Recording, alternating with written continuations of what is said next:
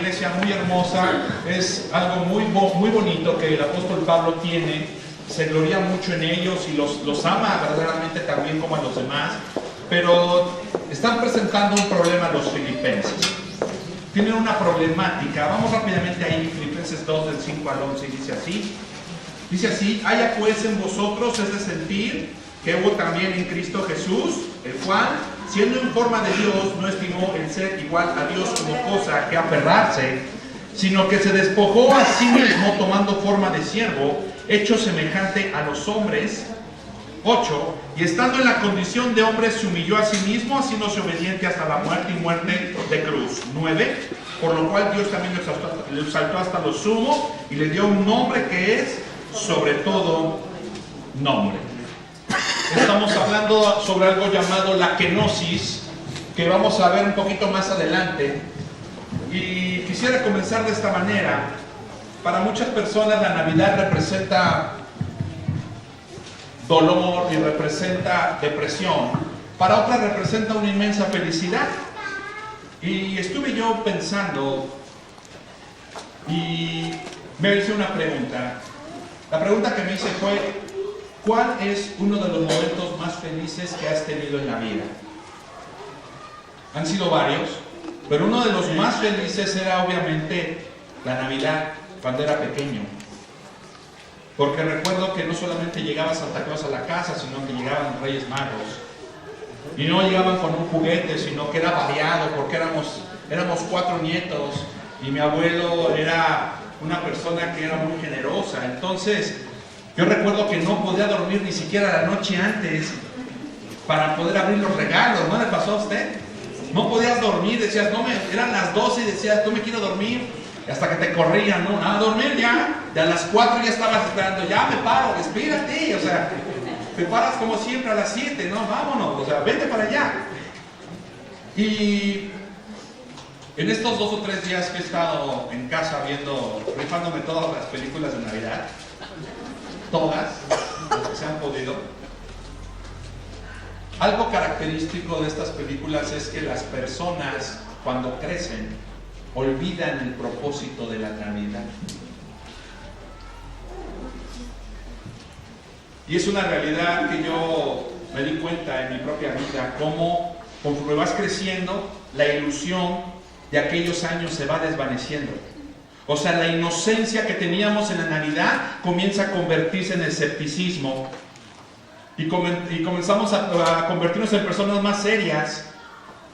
Y sí vamos a las fiestas, porque realmente las fiestas lo que hacen es sacarnos de la rutina, ¿verdad? Platicar un rato, hartarnos a veces de lo de comida, un poco de platicar con las personas, y regresamos muy enojados o muy de malas. Y realmente ya como papá, la ilusión ya no la buscas para uno, la ilusión la buscas para tus hijos, para tus nietos. Porque perdemos el propósito de lo que es la Navidad. Buscando lo que es la Navidad con el propósito de disfrutar. La Navidad es la conmemoración del nacimiento de Jesucristo. No, pero es que no nació el 25 de diciembre. Sí, ok, está bien. Podríamos ir a ver, hablar un poco de Dionisio y podríamos hablar un poco del por qué, pero hoy no es el día para hablar de eso. Hoy vamos con todos los demás a celebrar la Navidad. ¿Amén? ¿Amén? Dígale que está al lado, ¿escuchaste, Grinch?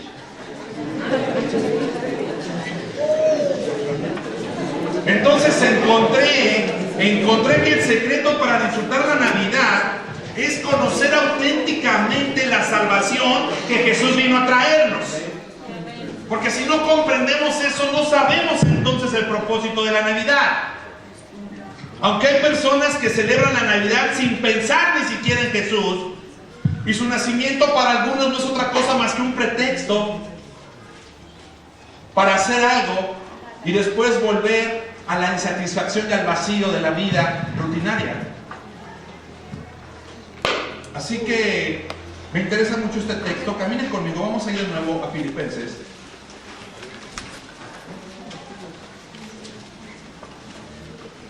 Esto es importante porque fíjese porque la Navidad no es solamente la encarnación de una persona, sino es el concepto de la salvación de parte de Dios para nosotros.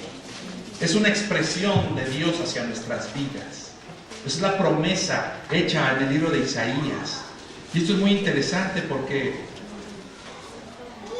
vamos a entrar en algo muy interesante. Filipenses 2:5, ¿estamos ahí? A ver si lo tienes abierto, listo, ¿verdad? Dice así: haya pues en vosotros este sentir que hubo en Cristo Jesús. El apóstol Pablo está pastoreando con una carta a los filipenses y les presenta, fíjense qué interesante, les presenta a Cristo como el modelo de actitud que Pablo está esperando que caracterice la vida de los filipenses.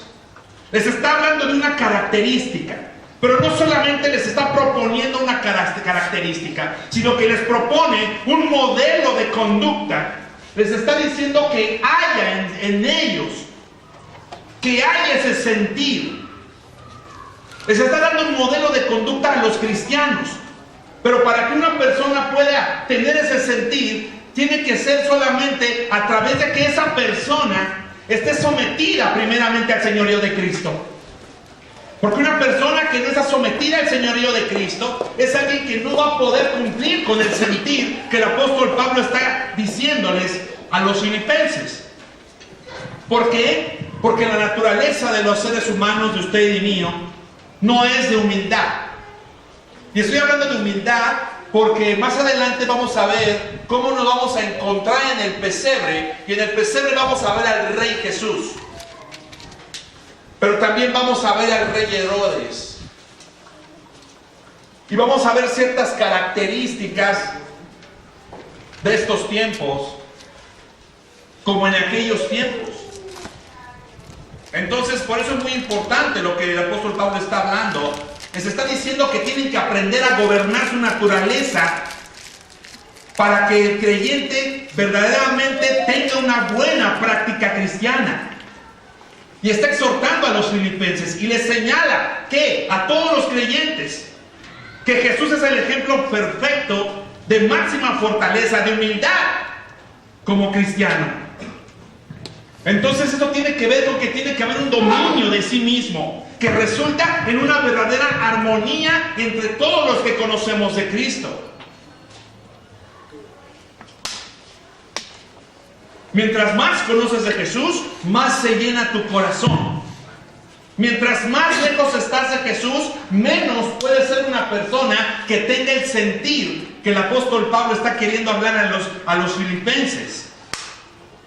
Los está invitando a imitar a Cristo. Los está invitando a tomar esto como una regla de vida para alcanzar, siendo como Jesús, la verdadera gloria. Y entonces dice en el 2:6, el cual siendo en forma de Dios, no estimó el ser igual a Dios como cosa a que aferrarse. El cual siendo en forma de Dios. Estamos hablando de Dios del cielo. Estamos hablando de la preexistencia de Cristo en el cielo. De que Jesús, de que el Cristo es Dios. Y está diciéndonos, el cual siendo en forma de Dios, no estimó el ser igual a Dios como cosa a que aferrarse. Y nos muestra la humildad con la que Dios tuvo que tener para despojarse. Esto nos habla de que el Cristo existía antes de su nacimiento. Y durante su ministerio reflejó esa gran verdad. ¿Cuál? La humildad. Para venir a servirnos. Estamos hablando del yo soy el que soy. Estamos hablando de que Dios se hace hombre. Estamos hablando de que el Dios de los cielos, el eterno, el omnipotente, el omnipresente, toma la decisión de humillarse a sí mismo. El cual siendo en forma de Dios, Él no estima ser igual a Dios. Él no quiere quedarse en esa posición. Él no desea quedarse arriba, lejano, inaccesible, sino que Él ve nuestra necesidad, ve nuestro dolor, y Él entonces no lo estima, no se aferra a eso y se despoja de sí mismo. Se quita eso y desciende. Colosenses dice que en Él habita toda la plenitud de la deidad. Significa que todo lo que hay en Dios lo hay en Cristo. Todo. Y Apocalipsis 22:1 dice claramente que el trono es de Dios y el trono es del Cordero. Así que estamos hablando puntos muy interesantes. Por lo tanto, Jesucristo se merece el mismo amor, el mismo respeto, la misma obediencia que tenemos hacia Dios. Porque lo que hay en Dios, lo hay también en Cristo. Así que cuando vemos en los evangelios a un Jesús humilde, a un Jesús tierno, amoroso, a un Jesús perdonador, estamos viendo a Dios en su carácter. Estamos viendo a Dios en su forma de ver, de pensar y de sentir de la raza humana. Esta palabra me gusta mucho. Como cosa que aferrarse. Esta palabra me gusta mucho porque Él no está determinado a quedarse ahí.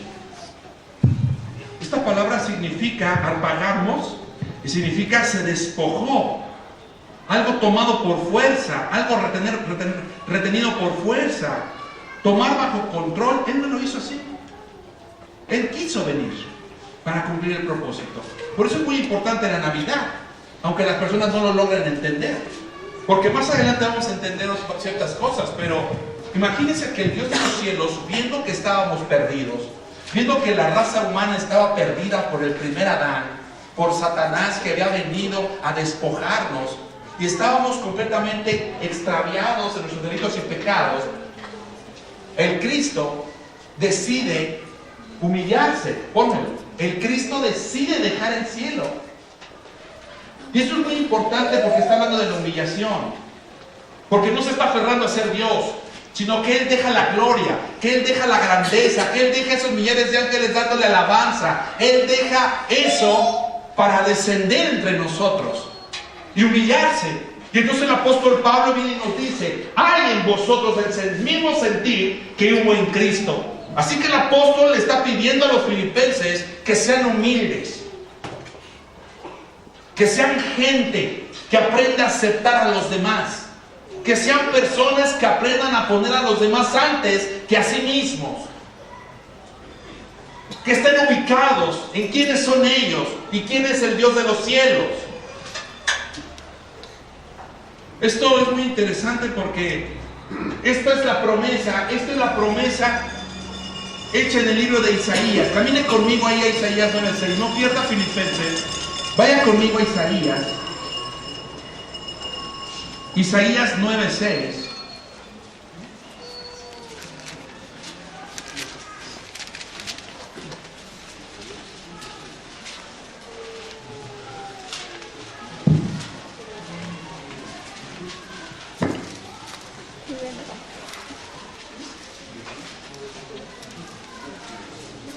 Esto es muy importante porque hoy en día hay un cúmulo de gente y de doctrinas donde se está diciendo o se está hablando que Jesús no es Dios. Por ejemplo, si tú conoces a los testigos de Jehová, ellos dicen que Jesús no es Dios. Y vamos a ver en el transcurso de este tiempo pequeño que el Cristo es Dios. Esto es doctrina, hijo. Es doctrina, chicos. Eso es doctrina. Puedes hablar con los señores Senders, que son los mormones, y piensan lo mismo. Incluso hay personas que tienen su propio concepto de Dios y ellos no creen lo que la Biblia nos está enseñando. Y dice así, fíjese Isaías 9:6, y dice de esta manera: porque un niño nos es nacido, hijo nos es dado, y el principado sobre su hombro y se llamará su nombre admirable. Fíjese qué interesante, admirable. Está hablando del Cristo. Ese niño vendrá, ese niño nacerá, está profetizado. Aquí está la profecía. Estamos viendo el cumplimiento en el libro de Lucas. Estamos viendo que el apóstol Pablo está hablando de ese mismo cumplimiento. Admirable. Está hablando que Él es consejero. O sea, Él sabe qué decirnos, Él sabe hacia dónde direccionarnos, Él sabe la respuesta a nuestros problemas. También es Dios fuerte, en su mano nadie puede ser arrebatado. Él es el Padre eterno. Y Él viene con una paternidad en los evangelios. Él no se presenta como un Dios lejano. Él viene a ser nuestro pater. Él viene a ser nuestro padre de familia. Él viene a ser una familia y viene a tomarnos por hijos. Aquellos que éramos bastardos, aquellos que éramos hijos del diablo, ya no lo somos al aceptar a este niño. Ahora somos hijos en Cristo, tenemos familia, somos hermanos. Por eso Él es el Padre eterno, príncipe de paz. Qué interesante este punto cuando habla sobre príncipe de paz. Gracias. Cuando habla sobre príncipe de paz está hablándonos que al tenerlo a Él, que al acercarnos a Él, nuestra vida va a tener comunión y va a tener paz. Así que tenemos que ir en contra, escúcheme bien, tenemos que ir en contra del escepticismo sobre la encarnación del Cristo. Tenemos que ir en contra del escepticismo delante de la encarnación del Cristo.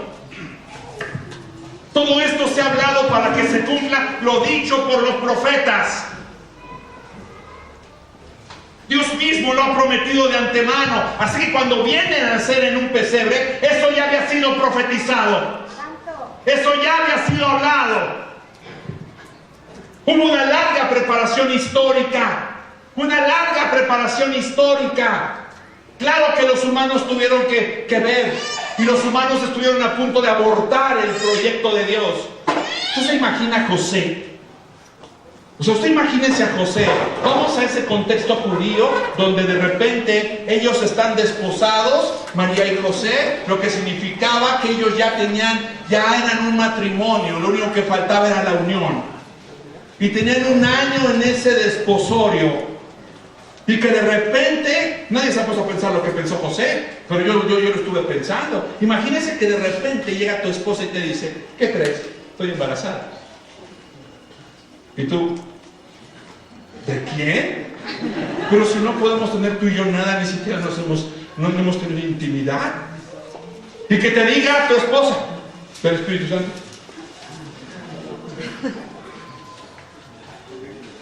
O sea, usted piensa lo que José pensaba.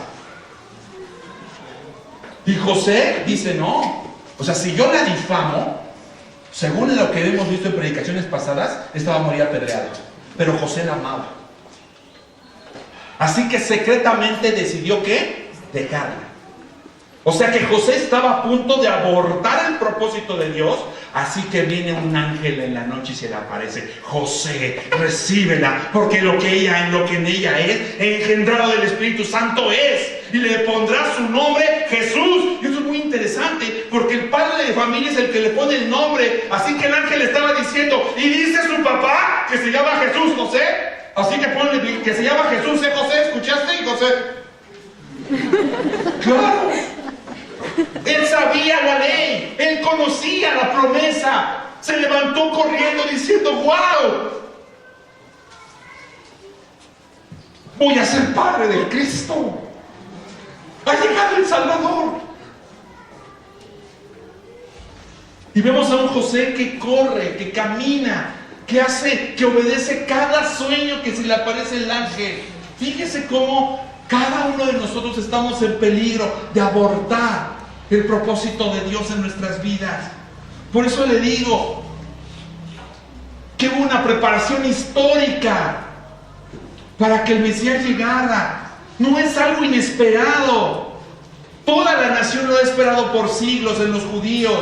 Cada mujer que nacía, cada mujer que quedaba embarazada decía, ay, ojalá sea el Salvador. Hasta que sucedió. Un niño nos es nacido, un hijo nos es dado, y llamará su nombre Dios Padre, Dios fuerte, Padre eterno. Ya estaba profetizado. Estaba profetizado. ¿Qué estaba profetizado? Que Dios se haría hombre y que ese hombre habitaría entre nosotros. ¿Por qué eso es la Navidad?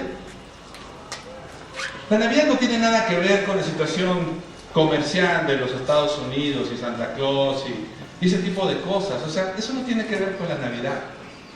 Usted tiene que entender el verdadero propósito de lo que es la Navidad. El original propósito. Camina, regrese conmigo a Filipenses. Vamos a ir a Filipenses 2. Filipenses 2:7.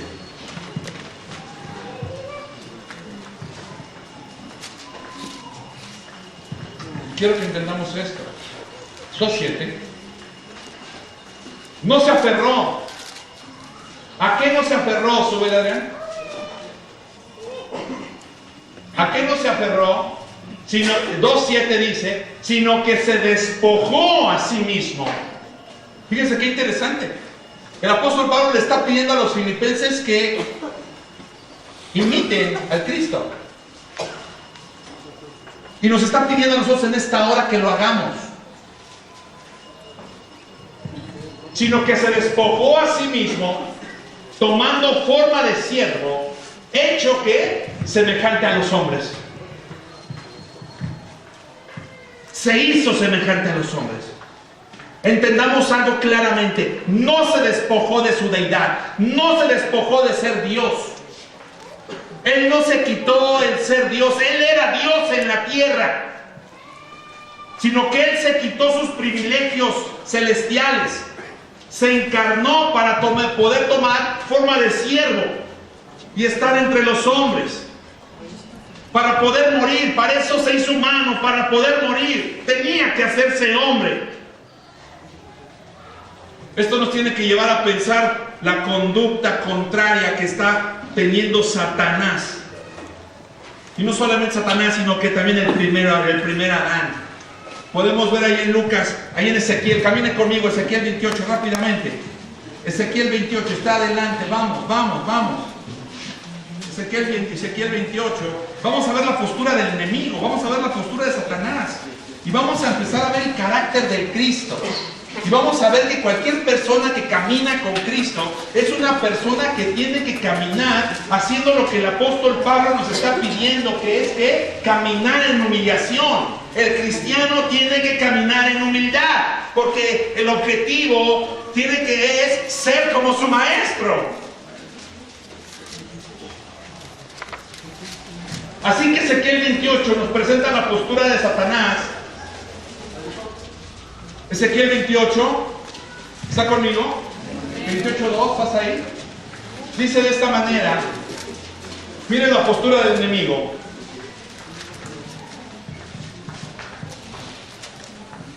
Está hablando el príncipe de Tiro y le está diciendo, por cuanto se enalteció tu corazón y dijiste, yo soy un Dios, en el trono de Dios estoy sentado en medio de los mares, siendo tú hombre y no Dios, y has puesto tu corazón como corazón de Dios. He aquí tú eres más sabio que Daniel, no hay secreto que te sea oculto. Con tu sabiduría y con tu prudencia has acumulado riquezas y has adquirido oro y plata en tus tesoros. Con la grandeza de tu sabiduría en tus contrataciones has multiplicado tus riquezas. Por tanto has dicho Jehová el Señor, por cuanto pusiste tu corazón como corazón de Dios, por tanto yo traigo sobre ti extranjeros. Y entonces empieza a darle una palabra, quítale ahí, ¿no? Fíjese cómo piensa Satanás. Satanás quiere el trono de Dios. Y el apóstol Pablo es claro, una persona que trabaja, una persona que quiere ser como Dios, no tiene que caminar en esa postura. Podemos ver también la postura del primer Adán. ¿Cuál postura? Esa postura de yo quiero hacer lo que yo quiera, no quiero saber nada de Dios. Yo quiero tomar mis propias decisiones. Yo quiero hacer lo que me venga en gana. Esa no es una postura de alguien que conoce a Cristo. El apóstol Pablo nos exhorta y nos dice que seamos como Jesús, que caminemos como Él.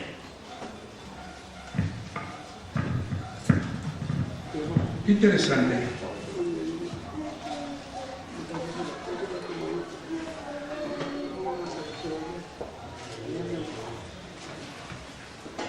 Yo me imagino cómo habrá disfrutado el corazón del Padre al ver que Jesús se ofrecía, haciendo lo contrario que hizo Satanás y lo contrario que hizo Adán.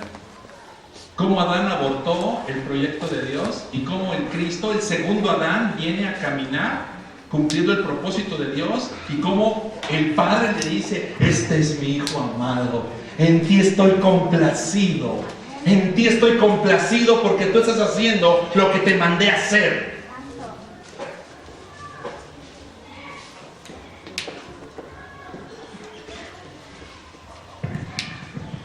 Esta palabra para siervo, ponle otra vez, regresa a Filipenses, vuelva conmigo a Filipenses 2:7.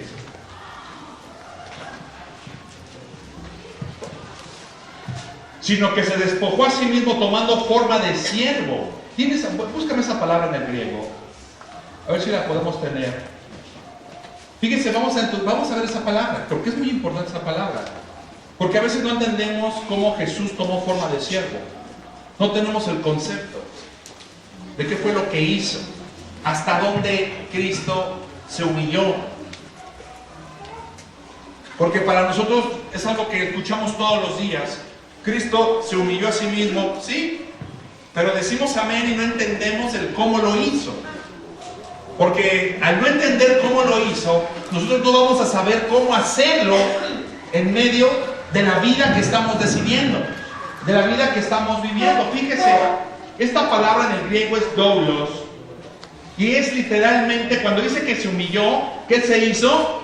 Esclavo. Involuntario o voluntario, o sea, se subordinó en esclavitud, en servicio, en siervo. Eso fue lo que hizo. Dios, el Dios de la gloria, lleno de querubines, dándole honra y gloria mañana, tarde y noche, ese Dios que hizo los cielos y la tierra, los mares, los animales, se hizo esclavo. Se humilló de esa manera. Se hizo un esclavo.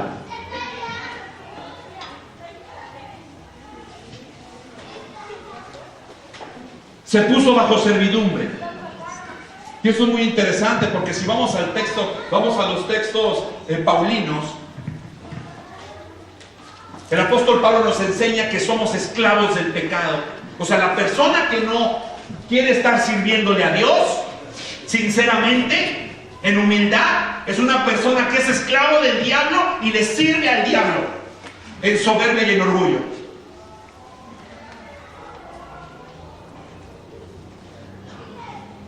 Fíjese la posición en la que nos pone el apóstol Pablo. Por eso está exhortando a los filipenses, diciéndoles que ellos tienen que tener el mismo sentir que Cristo tuvo. O sea, lo que nos está diciendo con este mensaje el apóstol Pablo es que tenemos que hacer a un lado nuestra autonomía, tenemos que hacer a un lado nuestra independencia para tener una nueva relación con Dios, en una relación que surja un servicio porque le amamos, un compromiso de rectitud, un compromiso de santidad, porque hemos nacido a novedad de vida. Pero Cristo no te quiere dejar como esclavo, como doulos, sino que Él de doulos, de repente a los discípulos les llama amigos. Y de ser alguien que está como sujeto a Él, Él te levanta y te dice, ahora tú eres mi amigo. Pero eres mi amigo porque tú haces lo que yo te digo. Por eso el apóstol Pablo dice que tengamos el mismo sentir que Cristo tuvo. Esto es, mira, vamos a ver el carácter de Jesús. Vamos allá a Juan. Juan 13. Camina Juan 13. Camina Juan 13. Es importante que entiendas esto porque si tú no logras comprender el propósito de la Navidad, entonces para ti será una fiesta más. Y cuando estamos hablando que Él se humilló, te estoy enseñando hasta qué grado se humilló.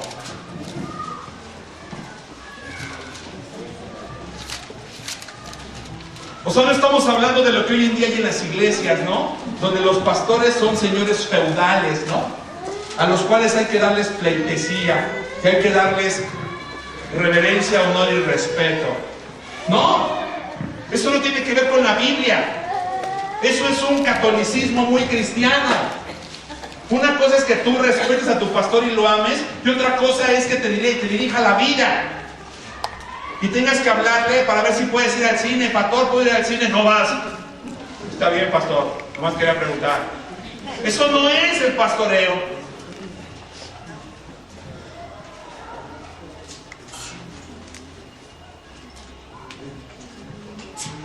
Fíjese, mire, antes de la fiesta de la Pascua, sabiendo Jesús que su hora había llegado para que pasase de este mundo al Padre, como había amado a los suyos que estaban en el mundo, los amó hasta el fin. Fíjese, Jesús los ama, Jesús los está amando. Versículos que anteceden, hay un secreto aquí. Y cuando cenaban, fíjese, y cuando cenaban, como el diablo ya había puesto el corazón de Judas Iscariote, hijo de Simón, que le entregase, sabiendo Jesús que el Padre le había dado todas las cosas en las manos y que había salido de Dios y a Dios iba, se levantó de la cena y se quitó su manto y tomando una toalla se la ciñó. Quítale ahí, qué interesante. O sea, Jesús